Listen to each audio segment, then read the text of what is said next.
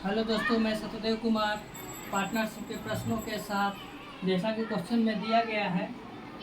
भगत, हरीश तथा रोहित एक व्यापार में क्रमशः 24,000, 32,000 तथा 18,000 रुपये निवेश करते हैं। भगत तथा हरीश सक्रिय साझेदार हैं। उनको कुल लाभ का क्रमशः 7% और 19% प्राप्त होता है। शेष लाभ को उनके द्वारा निवेशित पूंजी के अनुपात में बांट दिया जाता है। यदि रोहित को कुल लाभ 1,44,000 रुपये प्राप्त होता है तो कुल लाभ क्या है?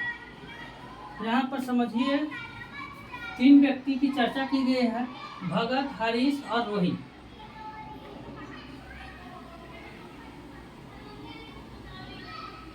भगत, हरीश और रोहित। भगत जो है 24,000 रुपया, हरीश जो है 32,000 और रोहित जो है 18,000 रुपया। यहाँ देखिए 3 जीरो सब में है।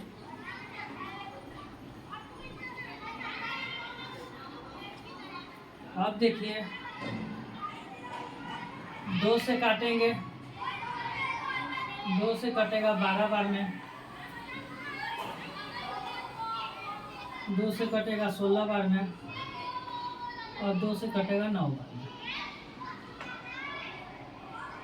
ये हमारा इन्वेस्टमेंट का प्रॉफिट का रेशियो हो गया 12, 16, 9।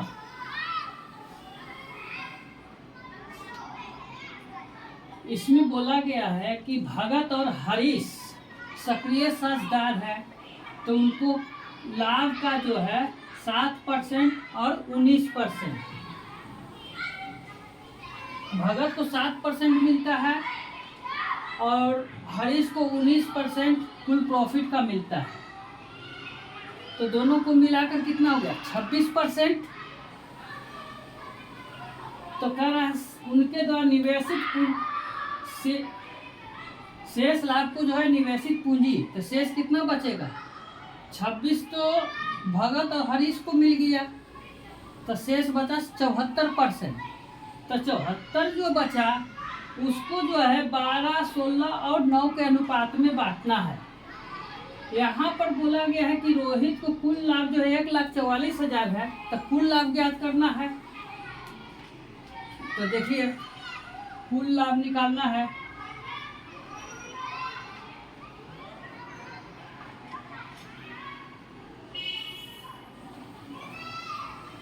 रोहित को बोला गया कि 1,44,000। यहाँ रोहित जो है 9, यहाँ पर एक मिनट, कुल लाभ निकालने के लिए यहाँ लिख देते हैं। यहाँ जो है रोहित को 1,44, यहाँ देखिए रोहित को 9, कुल लाभ निकालना है। कुल लाभ निकालना है 12, 16, 28 और 9, 37। लेकिन अब जो है हरीश और भगत को 26% तो मिल गया, तो बचा कितना? 74%। 74% को बांटना है। अब पूछा गया है कुल लाभ, तो कुल लाभ कितना है? 100, और उसमें से 74% ही बांटना है। अब देखिए इसको काटेंगे, 37 दूना 74, 9 दूना 18, 18 8 44, तो 8 पर 5 0।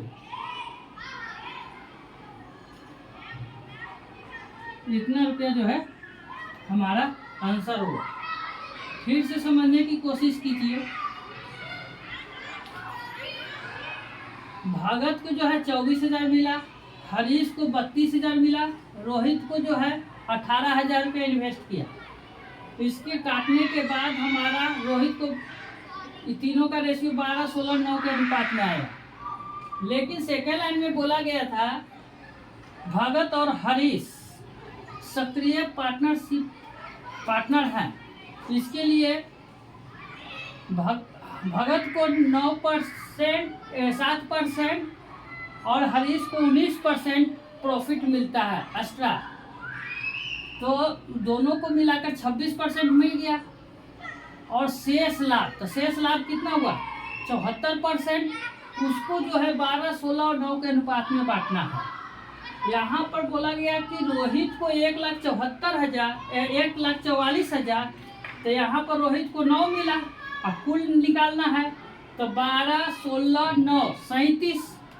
लेकिन हमारा जो बचा है प्रॉफिट 74 को ही बांटना था और निकालना है टोटल, तो गुने 100। 37 दूना 74, 9 दूना 18, 18 × 44 है तो 8 पर 5 0। ये हमारा आंसर। अब सेकेंड सवाल है, व्यापार शुरू करने के लिए जितनी पूंजी की आवश्यकता थी उसका 30% रिया ने, 2/5 भाग नितिन ने तथा शेष मोनिश ने निवेश की। यदि वर्ष के अंत में कुल 4,000 रुपया का लाभ हुआ हो, जो नितिन द्वारा प्रदत्त पूंजी का 20% है, तब मोनिश ने उस व्यापार में कितनी राशि निवेश की। यानी मोनिश का जो है इन्वेस्टमेंट हमको ज्ञात करना है। अब देखिए ऊपर के सवाल मिटा देते हैं और इसका सॉल्यूशन बताते हैं।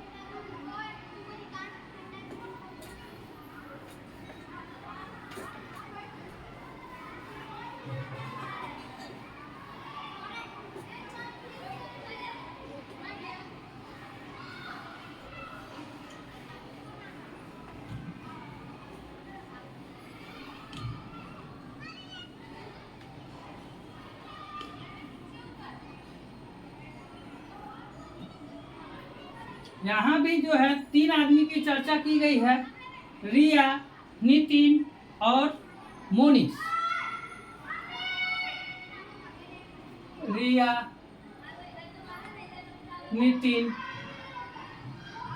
और मोनिश 3 आदमी है, उसकी चर्चा की गई है। रिया जो है 30%,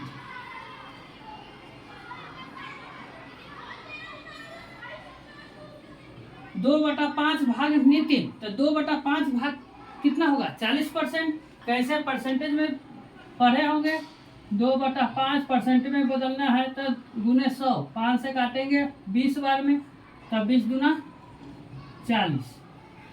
नितिन जो है 40%। फिर कहा शेष मोनिश ने निवेश की, तो देखिए 30%, 40%, तो कितना हो गया 70%। तो अब कितना बचा, तो परसेंट में जब भी है तो टोटल कितना होगा 100, तो 70 ये दोनों मिलके हो गया, तो मोनिश को होगा 30%। अब देखिए परसेंट से परसेंट कैंसिल और 0 से 0 कैंसिल, तो हमको 3, 4, 3 रेशियो 4 रेशियो 3 का मिला। अब इसमें बोला गया है कि वर्ष के अंत में कुल लाभ 4,000 रुपया है, जो नितिन पर प्रदत्त पूंजी का 20%। तो समझिए, तो मोनिश उस व्यापार में कितना रुपया निवेश किया। तो मोनिश जो है, मोनिश का पूछा गया है, तो देखिए टोटल प्रॉफिट जो है 4,000 रुपया है, लेकिन इसमें 4,000 शर्त के हिसाब से है। 4,000 रुपया का लाभ है जो नितिन द्वारा पूंजी का 20%। तो नितिन कितना है 4, उसका 20%, ये 20% है। तो किसका निकालने के लिए बोला गया है, मोनिश का। तो मोनिश कितना 3, तो गुने 3। ये परसेंट को हटाने के लिए ऊपर 100 कर देंगे,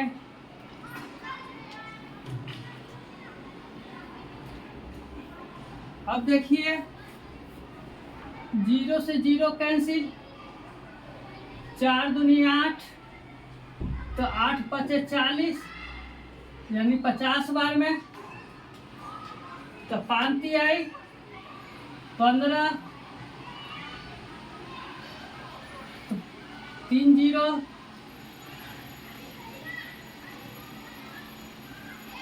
यानी मोनिश ने उस व्यापार में 15,000 रुपया इन्वेस्ट किया था। फिर से समझने की कोशिश किए। पहले जो रिया जो है 30%, नितिन जो है 40% और शेष मोनिश ने, तो रिया 30%, नितिन 40%, टोटल मिला के हो गया 70%। परसेंट कहने का मतलब कि टोटल होता है 100, तो 100 में ये दोनों मिलके 70 हुआ था, मोनिश को मिला 30। काटने के बाद रेशियो 3 4 3 के रूप में आया। अब प्रॉफिट जो दिया हुआ है वर्ष के अंत में 4,000 रुपया है, जो नितिन का पूंजी के 20% के बराबर है। तो 4,000 रुपया प्रॉफिट है और नितिन का कितना है 4, उसका 20% निकालना किसका है, मोनिश का, तो गुने 3। और ये परसेंट को हटाने के लिए गुने 100 ऊपर चला जाएगा। 0 से 0, 4 दूनी 8, 8 पचे 40, 5 तिहाई 15, 15 पर 3 0, यानी 15,000 रुपया जो है मोनिश ने उस व्यापार में इन्वेस्ट किया था। यही हमारा आंसर हुआ। आज के लिए यही तक। इसमें किसी भी प्रकार का त्रुटि हो तो कमेंट जरूर करें। धन्यवाद।